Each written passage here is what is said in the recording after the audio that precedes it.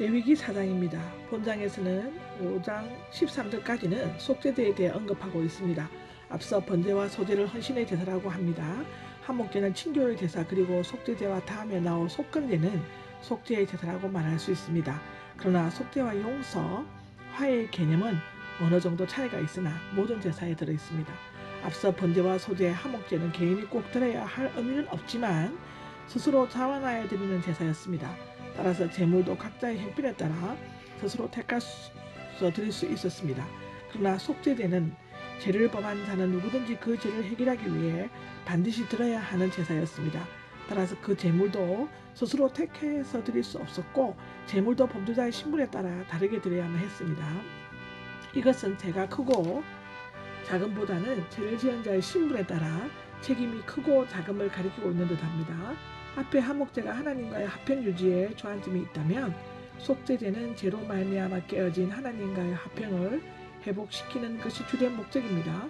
죄는 하나님과 인간 사이를 갈라놓기 때문에 죄를 지은 인간은 하나님께 나아갈 수 없고 하나님의 진노와 심판을 피할 수 없다. 그러므로 신속히 하나님과의 화목이 이루어져야 한다고 기록되어져 있습니다. 이것은 이사야 59장에 나와 있습니다. 여기서 속죄제에 대해 설명이 나옵니다. 속죄제라는 것은 레하타트라고 히브리서로 있습니다. 원래의 뜻은 빗나간 죄의 뜻입니다. 영어로 말하면 sin is offering입니다. 여호와께서 하지 말라고 명한 계명을 하나라도 어겨 잘못을 저질렀을 경우에, 즉 여호와께서 금지하신 계명들을 인간들이 연약하여 죄를 짓거나 무의식 중에도 또는 무지 때문에 죄를 범한 경우에만 죄를 용서받기 위해 드려진 제사입니다. 이 계서에 대한 성경의 기록은 시편 19장 12절에 나옵니다. 속건제도 마찬가지지만 이 죄의 원의 뜻을 암시하는 대로 하나님의 율법의 계명에 벗어난 모든 죄를 가리키고 있죠. 구약에서는 116번 나오고 레위기에서는 59번이 이 대해서 나옵니다. 따라서 알면서도 고의적으로 지은 죄에 대해서는 속죄할 수가 없었습니다. 속죄제는 죄를 범한 신분에 따라 5가지로 드려져야만 했죠. 첫째는 제사장을 위해 드리는 속죄제 3절에서 12절까지 기록이 나와 있는데, 제사장은 백성들의 죄를 대신하여 하나님께 제사 드리는 직책을 맡았습니다. 이것은 그가 제사 드릴 때 백성들과 동일화된 것을 나타내고 있고, 따라서 제사장이 죄를 대속하면 죄가 용서되지만 자신이 죄를 짓게 되면 그 죄의 결과는 백성들에게도 미치게 되었습니다. 참 무거운 짐이었을 것 같습니다. 그러므로 자신이 죄 용서함을 받아 청결하게 되기 위해 속죄 제물을 드려야만 했고, 예수 그리스도께서 온 인류의 죄를 위해 속죄 제물이 되셨으나 자신을 위해 제물을 바치지 않으신 것은 죄가 없으셨기 때문입니다. 여기에서 기름 부음을 받은 제사장은 홀로 머리에 기름 부음을 받은 제사장들을 가리키며 민수기 35장 25절에 기록되어 있죠. 아마도 그가 제사직을 행하다가 어떤 실수나 가오를 저지르는 경우를 말하는 것 같습니다. 흠없는 수송아지 한 마리를 속죄 제물로 바쳤다 3절에 나오는데, 제사장은 신분이 높고 백성의 죄를 대속하여 중요한 직무를 맡고 있었으므로 죄의 심각성을 고려해서 가장 값비싼 제물인 수송아지를 드려야만 했고, 두 번째, 그 수송아지를 회막 입구 여호와 앞에 머리에 손을 얹고 다음 잡아야 한다 4절에 나와 있는 여기까지는 번제의 경우와 같고, 피를 가지고 회막으로 들어가서 성소기장 앞에 7번 뿌려야 한다.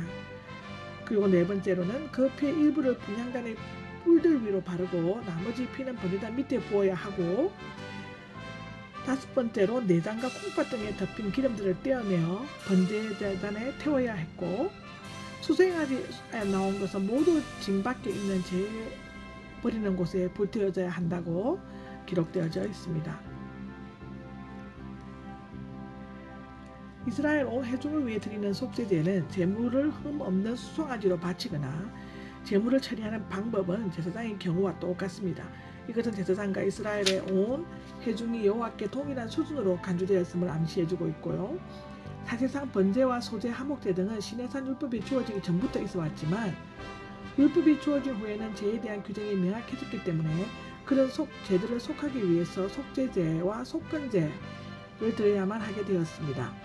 이것은 말하자면 죄를 범함으로 율법이 주어지고 율법이 더해짐으로 죄가 더욱 넘친 것과 같습니다. 로마서 5장 20절에 나옵니다. 그러나 죄가 더욱 넘침으로써 인간 속죄를 위한 구원의 방편이 오직 율법을 완성하신 예수 그리스도를 필요로 하게 되었죠.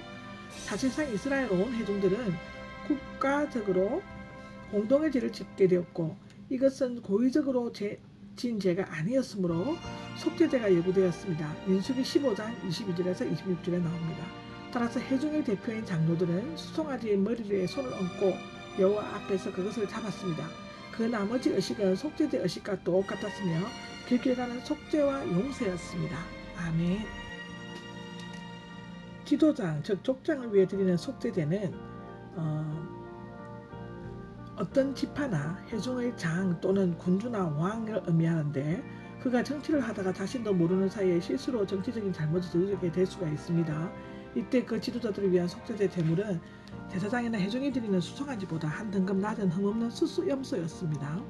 이것은 지도자가 범한 죄의 영향력이 제사장이나 회중이 그것보다 적기 때문입니다. 제사를 드리는 방법은 제사장이나 회중의 경우와 같지만 단지 앞의 경우는 분향단 뿔에 피를 발랐지만 여기에서는 번제단 뿔에 바르는 점이 다릅니다. 단 위에 기름 부분을 불태운 후 제사장은 자신과 자신의 가족을 위한 식물로서 희생의 고기를 받았습니다. 레위기 6장에 나오죠. 이 절차가 믿음으로 행해졌을 때 지도자의 죄는 속죄되었고 사함을 받았다라고 기록되어져 있습니다. 그 위치가 높고 비중이 큰 지도자일수록 그의 죄와 삶의 영향이 크다는 사실을 깨닫고 더욱 조심하고 본이 되도록 애써야 한다. 예수님께서는 말과 행동과 일치하지 않는 당시 종교자들을 본받지 말라고 경고했습니다. 마태복음 23장에 나옵니다. 또한 이것은 오늘날 약무리들에 대한 영적인 보살핌보다는 자신의 이권과 명예심에만 몰두하는 일부 교세, 종교인들, 지도자들에 향한 엄중한 경고의 메시지가 아닐 수가 없습니다. 회중 중 어떤 사람을 위해 드리는 속죄제, 회중 중 어떤 사람은 히브리어로 땅의 백성들 중에 어떤 사람이라고 기록되어져 있습니다. 일반 이스라엘 백성 개개인 즉 평민을 가리키는데 하나님께서는 신분이 높은 대제사장이나 지도자뿐만 아니라 낮고 천한 지혜에 있는 평민도 똑같이 귀한 존재로 여기십니다. 또한 그런 평민이라고 할지라도 그들이 저지른 잘못을 하나님 앞에서 숨겨질 수 없으며 반드시 제물을 드려 속죄해야만 합니다. 이 경우에 그들이 드리는 속죄 제물은 그 값어치가 지도자의 것보다 더 낮은 암염소나 암양이어야 했죠. 그 이유는 평민이 지은 죄를 영향력은 앞서 대제사장이나 회중 지도자들의 경우와는 달리 자신이나 가족에게만 미치기 때문입니다. 이때 드리는 속죄제의 의식은 손을 얹는 행위를 제외하고는 제사장이나 회중의 경우와는 달랐지만 지도자의 경우와는 같았습니다. 속죄제를 드리는 방법을 보면 죄의 비중에 따라 제물이나 의식 절차에 조금씩 차이가 있는 것으로 알려져 있습니다. 속죄제에 대한 예론적인 가르침은 우리의 죄를 위해 희생제물로 죽으신 예수님의 인격과 사역에서 분명히 나타내고 있습니다. 속죄제에 대한 예론적으로 가르침은 우리의 죄를 위해 희생제물로 죽으신 하나님 예수님의 인격과 사역에서 분명히 나타내고 희생제물로 드리는 짐승이 흠없고 안전해야 했던 것처럼 그리스도 자신도 흠없고 안전하셨습니다. 두 번째로는 구약시대 속죄제물이 제사 드리는 사람의 죄를 대신 짓고 죽어야 했던 것처럼 예수님께서는 자신을 우리와 동일하셔서 십자가에 그의 몸을 우리의 죄를 대신해 가지고 죽으셨습니다. 베드로전서 2장 24절에 나옵니다. 세 번째로 속죄제물의 종류와 제사 방법이 각기 달랐지만 그 속죄의 효능을 갖았던 것처럼 예수님의 대속 사건은 모든 시대와 공간을 초월하며 남녀노소, 빈부, 귀천을 막론하고 모든 죄를 똑같이 한꺼번에 속죄하셨습니다. 속죄제물은 죽으면서 제사 드리는 사람에게 자신의 생명을 주는 것처럼 예수님께서도 죽으심으로써 믿는 자들에게 영원한 생명을 주셨습니다. 이 기록은 요한복음 17장에 나오고 로마서 5장 10절에도 나옵니다. 아멘.